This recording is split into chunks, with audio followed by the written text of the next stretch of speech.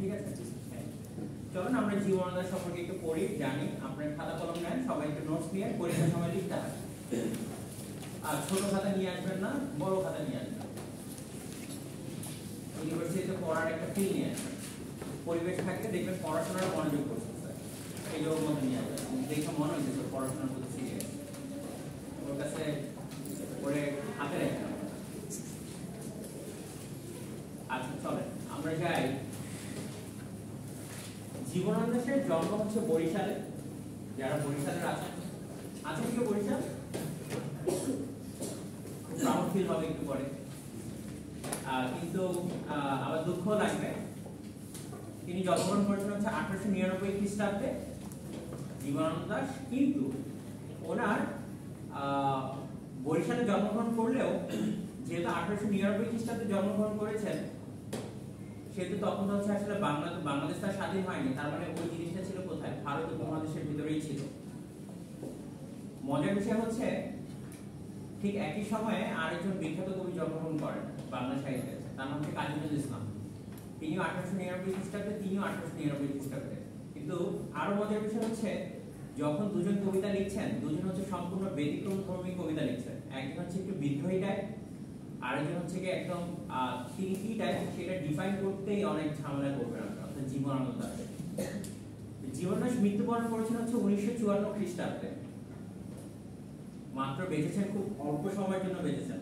তার মানে 1954 seems like 53 থেকে 54 বছর বয়স বেঁচেছেন। হয়নি 55, ওইরকম কাছাকাছি যায়। তো খুব অল্প সময়ের জন্য বেঁচেছেন। আর তার আগেই আমরা দেখব যে 1861 খ্রিস্টাব্দে রবীন্দ্রনাথের জন্ম। 1941 সালে তিনি মারা যান। অর্থাৎ এই তিনজনকে যদি আপনি এক কাতারে রাখেন, 1861 আর দুজন হচ্ছে 1899, মানে 1900 সালে ধরতে পারেন আপনি। মোটামুটি তিনজনই বললাম হচ্ছে একটা রবীন্দ্রনাথ, জীবনানন্দ দাশ আর কাজী নজরুল ইসলামের যখন জন্ম তখন রবীন্দ্রনাথ হচ্ছে যে 13 বছর পরেই তাকে বলা হচ্ছে রবীন্দ্রনাথ হচ্ছে নোবেল প্রাইজ পেয়ে গিয়েছে। 1913 খ্রিস্টাব্দে তিনি কি পেলেন? নোবেল প্রাইজ পেয়ে গেলেন। মজার বিষয়টা দেখেন, যখন হচ্ছে এই দুইজনের হাতে খড়ি, ঠিক তখন বললাম রবীন্দ্রনাথ ঠাকুর হচ্ছে কি পুরো পৃথিবীতে হচ্ছে একটা জানান দিয়ে ফেলেছেন যে তিনি তার যে বিচরণ সেটা কত বিস্তৃত, রবীন্দ্রনাথ জানিয়েছেন আপনাদেরকে। এখন আপনাদের কিছু প্রশ্ন আসতেই পারে যে আমি যদি জীবনানন্দ দাশকে বলতে চাই যে হচ্ছে তার যে সামগ্রিক চিন্তা ভাবনা, যদি এরকম প্রশ্ন করা হয় যে বাংলা সাহিত্য হচ্ছে কে যদি বেঁচে থাকতো, রবীন্দ্রনাথের পরে কে নোবেল প্রাইজ পেতে পারত, অথবা কে সব থেকে বেশি ডিজার্ভ করে, আপনি যদি একটা জরিপও করেন, যে ব্যক্তিটার নাম আসবে তিনি হচ্ছে জীবনানন্দ দাশ। পাঠক, সমালোচক, যে কোনো ব্যক্তিকে আপনি যদি জিজ্ঞেস করেন, সবাই বলবে জীবনানন্দ দাশ। কিন্তু জীবনানন্দ দাশের একটা আফসোস রয়ে গেছে। এই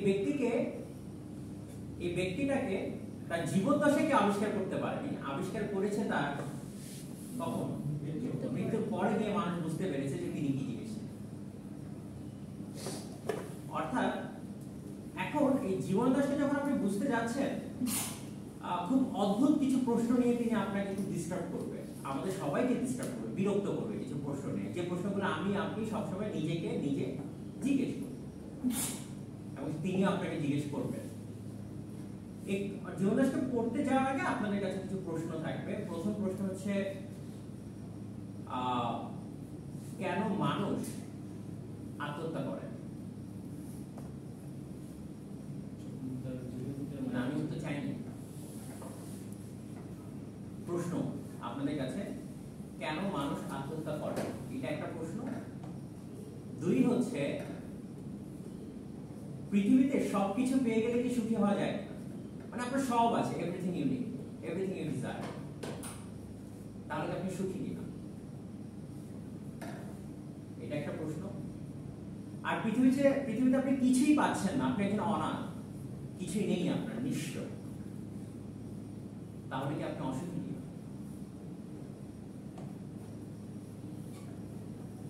এই প্রশ্নগুলো হয়তো বা জীবনে যখন আমরা পড়বো, এই প্রশ্নগুলো আমাদের বারবার মাথায়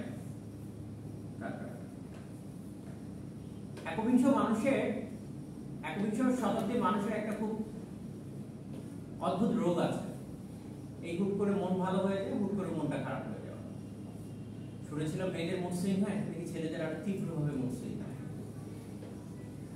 হয় না আপনাদের? ছেলেরা লজ্জা পাচ্ছে বলতে। আপনি এই পাশে বসবেন না, এই পাশে এই পাশে চলে যান। এখন দেখেন যে আমাদের যেহেতু ছেলেদেরও যেরকম হচ্ছে, ঠিক আমাদের একটা মুড সুইং এ চলে যাচ্ছে। এবং আপনি কি বুঝতে পারেন যে হুট করে আপনার মন খারাপ হয়ে যায়, হুট করে আপনার মনটা আবার ভালো হয়ে যাচ্ছে, কিছু খাওয়া লাগে না, এমনি তাল বেতালে আমরা এমনি চলতে না, এরকম হয় না? সেই জন্য জীবনদাসকে বলা হয়েছে মন খারাপের কবি। কিসের কবি বলা হয়? মন খারাপের কবি, নির্জনতার কবি। আপনাদেরকে ছোটবেলায় যেটা আপনারা ছোট মানুষ ছিলেন, বুঝতেন না, সেই জন্য বলেছে রূপসী বাংলার কবি। কি বলেছে? রূপসী বাংলার কবি। আর এখন যদি বড় হয়েছেন, তাহলে এটাও জেনে নেন তিনি আত্মহননের কবি। আত্মহনন বুঝেন?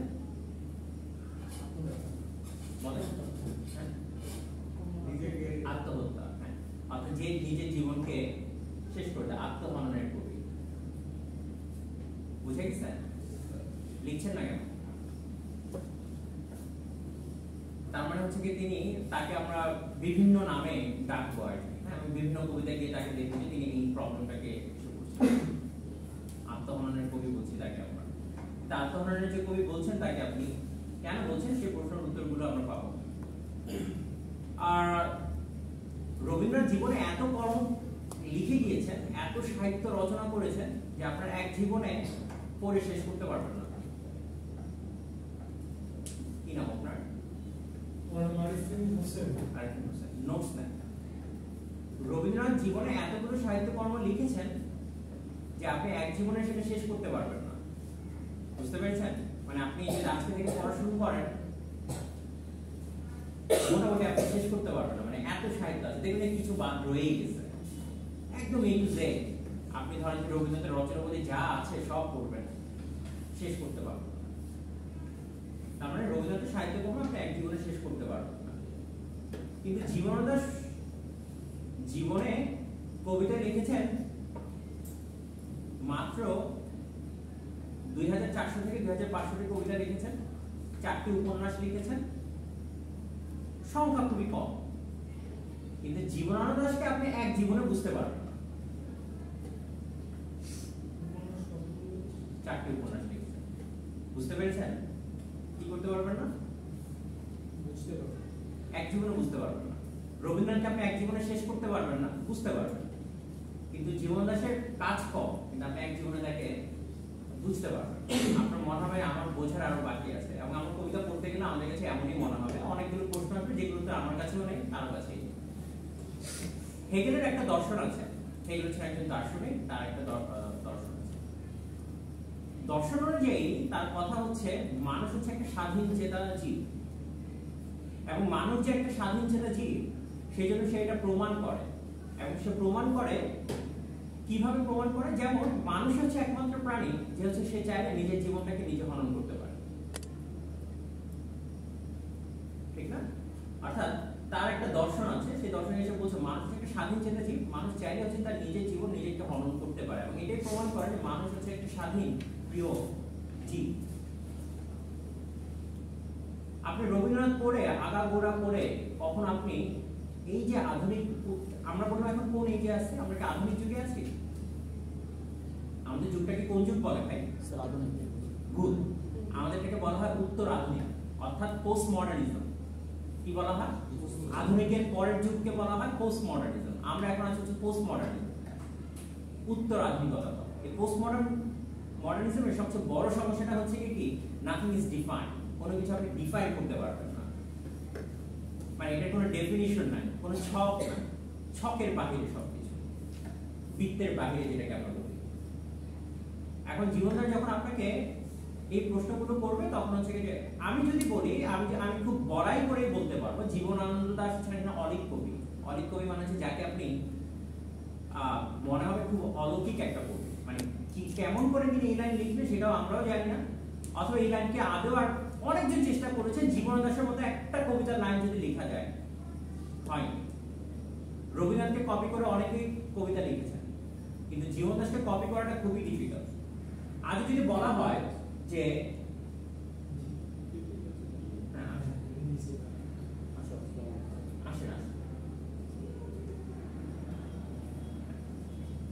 আজ যদি বলা হয় আপনাকে বাংলা সাহিত্যের সব থেকে বেশি পঠিত অর্থাৎ বাংলা সাহিত্যের একটা রোমান্টিক কবিতার লাইন বলেন,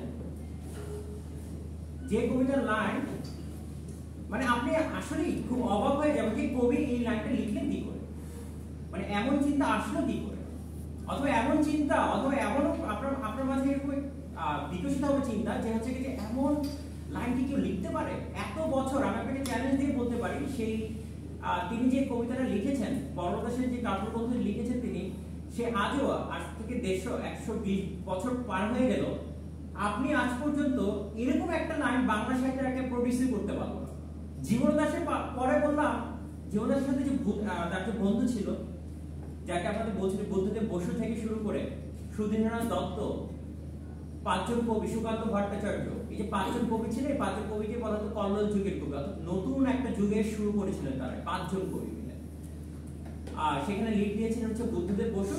আর জীবন দাস বাই ডিফল্ট হচ্ছে খুব নরম স্বভাবের মানুষ ছিলেন, ইংরেজি সাহিত্যের ছাত্র ছিলেন, ইংরেজি সাহিত্য পড়াতেন, খুব অদ্ভুত ধরনের মানুষ, খুবই কম কথা বলতেন, মানে এবং তার মায়ের নাম ছিল কুসুম কুমারী দাস, যার কবিতা আপনারা সবাই পড়েছেন, আমাদের দেশে হবে সেই ছেলে কবে, কথায় না বড় হয়ে কাজে বড় হবে। সেই মায়েরই ছেলে ছিলেন হচ্ছে জীবনানন্দ দাস, বুঝতে পেরেছেন? যে কথাটা বলছিলাম যে তার মতো একটা কবিতার লাইনকে আজও লেখা যাবে কিনা, অথবা ইতিহাসে আমরা কখনো পড়বো কিনা, 1000 বছর ধরে আমি পথ হাঁটিতেছি পৃথিবীর বুকে, আর লেখা হয়নি। এই লাইন দিয়ে যখন কবিতাটা শুরু হয় তখন মনে কি বললাম। দেখেন আপনাদের লাইনটা, সিংহ সমুদ্র থেকে পড়েছে বনদেশের এই লাইনটা, দেখেন লাইনটা পড়ে আপনি বেগ দিয়ে বলতে পারেন, আর লেখা হয় না, লেখাও হবে না। সেজন্য তাকে বলা হয় একজন অনেক কবি, মানে এই লাইনটি কি করে লিখেছেন। আচ্ছা, তো জীবন দাসকে আপনারা আজকের পর থেকে পড়ার পরে আপনি দেখবেন যে আপনার পকেটে হচ্ছে জীবন দাসের চিরকুট থাকে, আপনি দেখবেন যে আপনার কাছে এই জিনিসটা খুব ভালো লাগে, আপনি দেখবেন যে যখন আপনার একটু লাগছে আপনি জীবন দাসের 2-3টা লাইন আসতেছে। হয়তো বা এই জীবন দাসই তিনি তার যে প্রথম কাব্যগ্রন্থ ছিল ঝরা পালক, রবীন্দ্রনাথকে চিঠি লিখে পাঠিয়েছিলেন, গুরুজি সম্বোধন করে প্রথম কাব্যগ্রন্থ লিখেছি, আপনি যদি কিছু বলে দিতেন কাব্যগ্রন্থ সম্পর্কে। রবীন্দ্রনাথ বলেছিল ঝরা পালক আমার কাছে পৌঁছিবার পূর্বে ঝরিয়ে গেল, অর্থাৎ একটু হীন করেছিলেন। বাংলা সাহিত্যে বটগাছ হচ্ছে কে? রবীন্দ্রনাথ ঠাকুর। কিন্তু বটগাছের একটা খুব সমস্যা আছে, কি সমস্যা জানেন? বটগাছের সমস্যা হচ্ছে বটগাছের নিচে যে গাছগুলো জন্মায় সেই গাছগুলো কখনো বড় হতে পারে না। বটগাছের নিচে যে অনেক সুন্দর সুন্দর গাছ থাকে সেই জিনিসটা আপনি কখনো দেখবেন না, কারণ বটগাছ এত বড়, নিচে কি আছে সেই জিনিসটা আপনি কখনো দেখতে পারবেন না। রবীন্দ্রনাথ ঠাকুর ছিলেন এমন বটগাছ, কিন্তু বটগাছের নিচে যে জীবনানন্দ দাস, কাজী নজরুল ইসলাম তারা যে জন্মেছেন, এই ব্যাপারগুলো আমরা অনেকেই ভুলে যাই। আমরা অনেকে বুদ্ধদেব বসু হয়তো পড়িও নি। বাংলা সাহিত্যে ঠিক তারপরে জীবন দাসের পরে যদি কোনো কবি এসে থাকে তাহলে আমরা বলবো যে আবুল হাসান যে কবি ছিলেন, তার কবিতার ভিতরে আমরা তীব্র ধরনের একরকম অন্যরকম একটা কাইন্ড অফ লাইফ একটা ফিল পাবো। বাট এরপরে আমরা শামসুর রহমান পাচ্ছি, আপনারা পড়বেন শামসুর রহমানের কবিতা, হয়তো আপনারা এমনি পড়বেন, টেক্সটে নেই, শামসুর রহমানের কবিতা আছে, হেলাল হাফিজের কবিতা আছে, বাট ঠিক এমন করে টানবে না। মানে জীবনদাস বুঝতে গেলে অনেকে হয়তো পড়বেন, পড়ে কিছুই বুঝবেন না, জীবনদাসকে এক পড়াতে জীবনও বুঝবেন না, মিস্টেরিয়াস পুরোটাই। যে শব্দ সে বলছে সেই শব্দ আসলে সে বোঝায়, পরে গিয়ে বুঝতে পারেন। এই বনদাসের কিনে কত ধরনের মিস্টেরিয়াস ব্যাপার স্যাপার আছে, এই বনদাসে আদৌ এক্সিস্ট করতে কিনা সেটা নিয়েও কথা আছে। আদৌ কি মানে সে বলছে কি আমার 2 দণ্ড শান্তি দিয়েছিল নাটোরের বনলতা সেন, আমরা জীবন দাসের জীবনে গিয়ে খুঁজে দেখলাম সে তো জীবনে নাটোরেই যায়নি, কিন্তু সে কোথা থেকে নাটোরের বর্ণদেশকে ধরে নিয়ে আসলেন তার কবিতার ভিতরে, সেটা একটা প্রশ্ন থেকে যায়। সে বলবে আপনাকে যাই হোক, কিন্তু 1954 খ্রিস্টাব্দে জীবন দাস নিজে আত্মহত্যা করেন। 1954 খ্রিস্টাব্দে তিনি নিজে ট্রামের নিচে ঝাঁপিয়ে পড়েন, ট্রাম তার উপর দিয়ে চলে যায়। 8 দিন হচ্ছে তিনি হসপিটালে ছিলেন, তারপর তিনি মারা যান। এবং এই মানুষটাই আপনাকে জীবনে বাঁচার জন্য খুব আমরা যে কবিতাটা পড়বো 8 বছর আগের একদিন, যে কবিতাটা দিয়ে শুরু করবো, সেই কবিতাটা পড়ার পর আপনি দেখবেন যে আসলে কি জীবন দাস নিজে কথা বলছিলেন কিনা আমরা জানি না, তবুও তাকে বোঝার জন্য একটা গল্প আপনাদেরকে বলতেই পারি। তার একটা ছোট গল্প আছে, সেই গল্পে আমরা দেখবো সে এরকম বলছে, স্বামী প্রতিদিন ঘর থেকে বের হয় চাকরির জন্য, কলকাতার ব্যস্ত শহরে ব্যস্ত নগরীতে ঘুরে বেড়ায়, রাতে ফিরে স্ত্রী তাকে প্রতিদিন জিজ্ঞেস করে আজকে চাকরিটা হলো, এবার আজ হয়নি কাল হয়ে যাবে, প্রতিদিনই সেই উত্তরটা দেয়। আর স্ত্রী প্রতিদিন রাতে হচ্ছে একটা হিসাব কষে, কি হিসাব, তোমার মাইনে যদি 5,000 টাকা হয় তাহলে ভাড়া দিবে এত, বাজার করবে এত, এত টাকা হচ্ছে রাখবো, প্রতিদিন সেই হিসাবটা করে। হঠাৎ একদিন রাতে পুকুরে খুব শব্দ আসলো, ঝাঁপ দেওয়ার শব্দ। সেই ঝাঁপ দেওয়ার শব্দে পরে গিয়ে আমরা জানতে পারি সে নারী কি করেছে, আত্মহত্যা করেছে। এই যে একবিংশ মানুষের সবচেয়ে আমাদের মানুষদের দেখবেন কি, আমরা না এমন একটা দোদুল্যমান অবস্থায় আছি যে জীবনটাকে মনে হয় খুব আনন্দ প্রিয় জীবন, আমার দেখবেন জীবনটাকে আপনার খুব বোঝা মনে হচ্ছে। আপনি যখন খুব আনন্দে থাকেন আপনার কাছে মনে হচ্ছে কি জীবনটা সুন্দর, আর যখনই আপনি একটু তীব্র কষ্টের ভিতর দিয়ে যান তখন আপনার জীবনটা কি মনে হচ্ছে, তখন আপনার কাছে মনে হচ্ছে এই জীবন তো চাই না, শেষ হয়ে যাবে।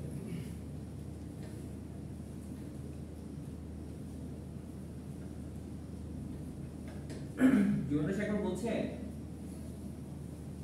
যে চেয়ে দেখি আকাশে উড়ে যায় এক ঝাঁক হরিয়াল পাখি, বসে ভাবি মানুষ যেতে পারে কত দূর এক।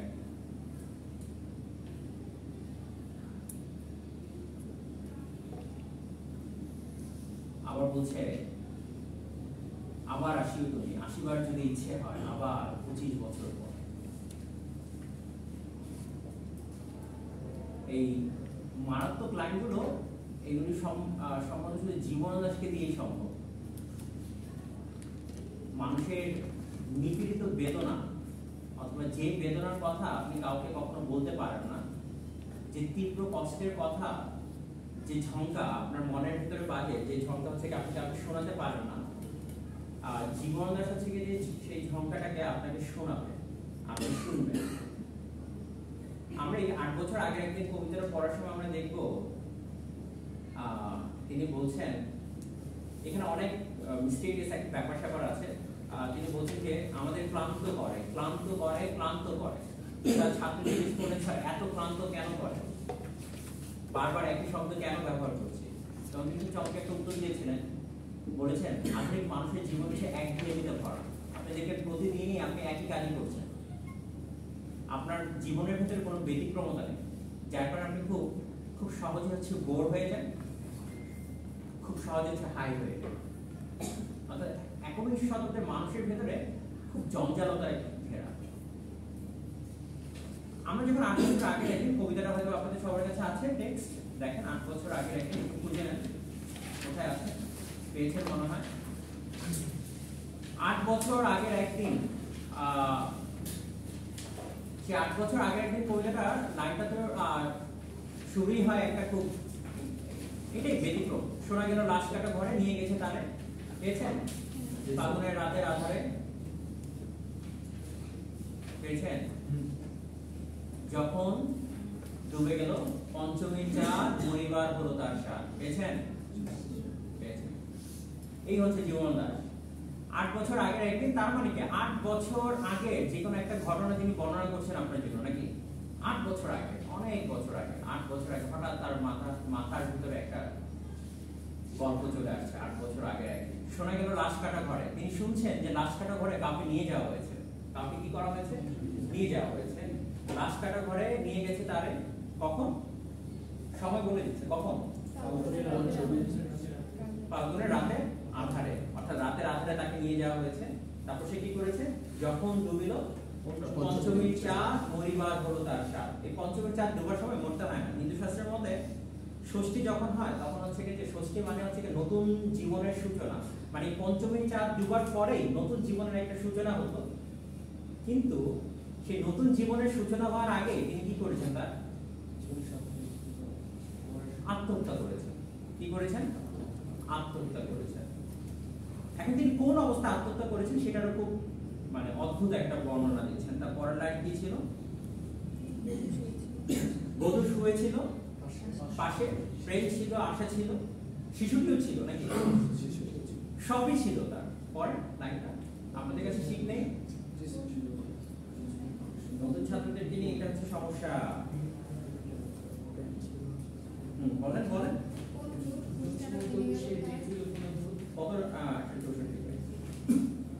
কেউ যদি পারেন 8 বছর আগের একজন কবিতার একটা ছবি কষ্ট করে একটু গ্রুপে দিয়ে দেন। ওরা, আপনি কি গ্রুপে আছেন? গ্রুপে আছেন? আপনার নাম? মাসুম, আপনার গ্রুপে আছেন আপনি?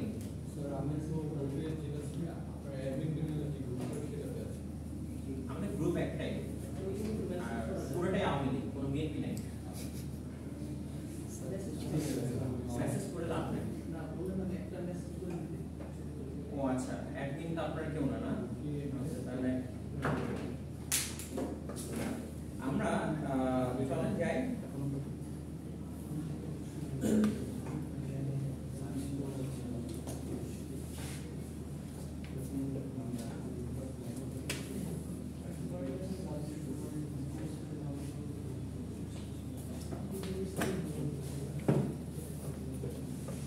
সবগুলো কবিতা জীবনানন্দ দাশের না, এটা তো আসলে সবগুলো তো আমরা পড়বো না। এটা হয়তো ওই যে বইয়ের সাথে কিছু ফ্রি আসছে, buy one get one free. তো বই থেকে ফটোকপি করেছিলেন। দেখেন, 8 বছর আগে একদিন পড়ছি আমরা। শোনা গেল লাশ কাটা ঘরে নিয়ে গেছে তারে কাল রাতে। কখন নিয়েছে? কাল রাতে। ফাগুনের রাতের আধারে যখন গিয়েছে ডুবে পঞ্চমীর চাঁদ মরিবার হলো তার স্বাদ। বধূ শুয়েছিল পাশে, শিশুটিও ছিল, প্রেম ছিল, আশা ছিল, জ্যোৎস্নায় তবু সে দেখিল কোন ভূত। ঘুম কেন ভেঙে গেল তার? অথবা হয়নি ঘুম বহুকাল, লাশ কাটা ঘরে শুয়ে ঘুমায় এবার। সে কি বলছে দেখেন, মরার অবস্থাটা দেখেন। অবস্থাটা কল্পনা করতে পারছেন আপনারা? কি অবস্থায় মারা গিয়েছে? বধূ শুয়েছিল পাশে, স্ত্রী ছিল, কি ছিল পাশে? শিশুটি ছিল। তারপর কি ছিল? তার জীবনে কি ছিল? প্রেম ছিল, আশা ছিল। কিন্তু জ্যোৎস্নার আলোতে সে কোন ভূত দেখলো? কি দেখলো যে সে কি করেছে? ঘুম ভেঙে গেল। তারপর সে ঘুম ভেঙে সে চলে গেল অশ্বতের কাছে গিয়ে সে কি করলো? গলায় ধরে দিয়ে দিল। এখানে একটা মজার একটা জিনিস আছে, জীবনে সব আছে। কি আছে? তার সব আছে। আপনার একটা মানুষের জীবনে যা যা দরকার তার সবকিছু আছে। সেই জন্য জীবন বলছে যে তবু সে দেখিল কোন ভূত। কোন ভূত দেখলো?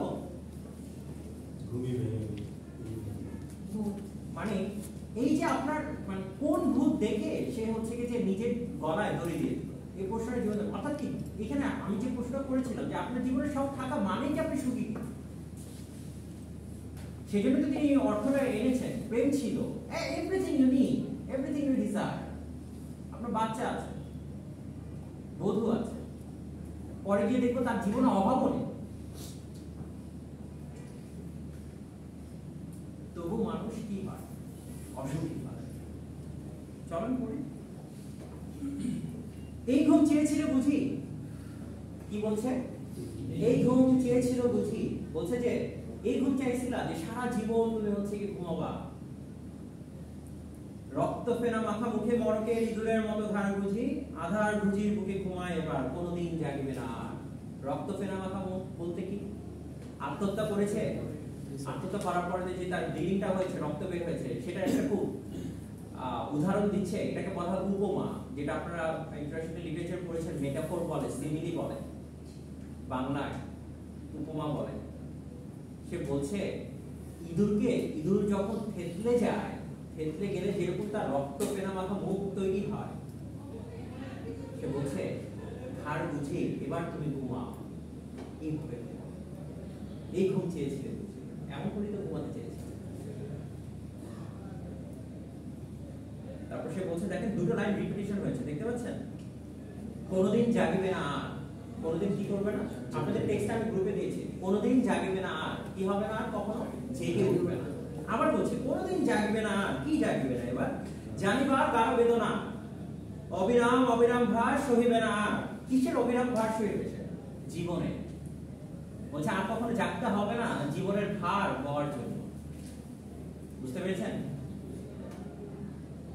এই কথা বলেছিল তারে চাঁদ ডুবে গেলে, চাঁদ ডুবে চলে গেলে অদ্ভুত আধারে জানালার ধারে উঠে ভিবার মতো কোন এক নিস্তব্ধতা এসে। বলছে দেখেন এখানে একটা ইনভার্টেড কমা দেওয়া আছে, আপনারা কি লক্ষ্য করছেন? মানে এই কথাটা তাকে ফিসফিস করে কে জানি বলেছে, কে জানি তাকে মন্ত্রটা দিয়েছে যে তোমাকে জীবনের আর ভার বইতে হবে না, তুমি এই কাজটা করো। বুঝতে পেরেছেন কি করতে হবে? কোনদিন জাগিবে না আর, জানিবার গাঢ় বেদনা।